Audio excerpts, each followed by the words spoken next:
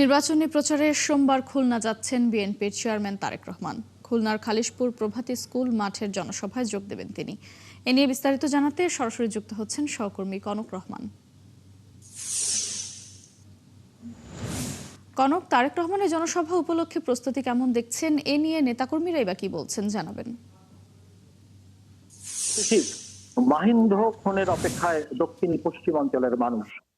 আমি আমার প্রতিবেদনে যেমনটি বলেছি যে 22টি বছর পর দক্ষিণ পশ্চিমাঞ্চলে সফরে আসছেন তারেক রহমান এবং দলের চেয়ারম্যানের দায়িত্ব নেওয়ার পর এটাই তার প্রথম সফর। স্বাভাবিকভাবেই দক্ষিণ পশ্চিমাঞ্চলের মানুষ উচ্ছ্বসিত, আনন্দে, আবেগে উদ্বেলিত। এবং আমি দাঁড়িয়ে আছি এই সেই প্রভাত স্কুল মাঠ, যেখানে আগামীকাল সকাল 11:30টায় ভাষণ দেবেন তারেক রহমান। তারেক রহমানের এই জনসভাকে ঘিরে আসলে এখানকার সবশেষ আয়োজনের চুলচেরা চলছে। এখানে ইতিমধ্যেই যে মঞ্চ, সে মঞ্চ তৈরির কাজ শুরু হয়েছে।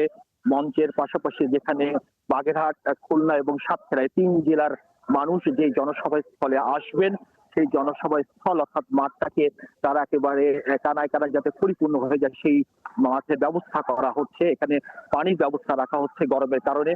এছাড়া এখানে আইন শৃঙ্খলা রক্ষার দায়িত্বে নিয়োজিত সদস্যরা ইতিমধ্যে পুরো এলাকাটাকে কর্ডন করে রেখেছেন।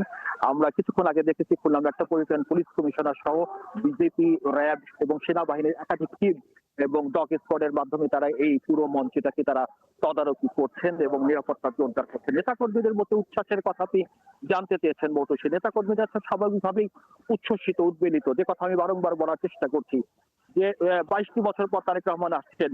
দক্ষিণ পশ্চিমাঞ্চলের মানুষের অবহেলিত বঞ্চনার কথা তারেক রহমান জানেন, কারণ এই 2 আসনে তার মাতা মরহুমা বেগম খালেদা জিয়া নির্বাচন করে জয়ী হয়েছিলেন এবং এই আসন সম্পর্কে, এই এলাকার সম্পর্কে, এই এলাকার মাটি মানুষের সম্পর্কে তারেক রহমান জ্ঞাত আছেন। এবং ইতিমধ্যেই এই এলাকার যে সমস্ত পাটকল বা যে সমস্ত মিল কারখানা বন্ধ হয়ে গেছে, সেই সমস্ত পাটকল বা মিল কারখানা কিভাবে পুনরায় চালু করা যায়, এই অঞ্চলের উপকূলীয় এলাকার মানুষ কিভাবে স্থায়ী বেড়িবাঁধ পেতে পারে, সুপেয় পানি পেতে পারে, এই দক্ষিণ পশ্চিমাঞ্চলের মানুষের সেবার জন্য একটি আধুনিক চিকিৎসালয় প্রয়োজন।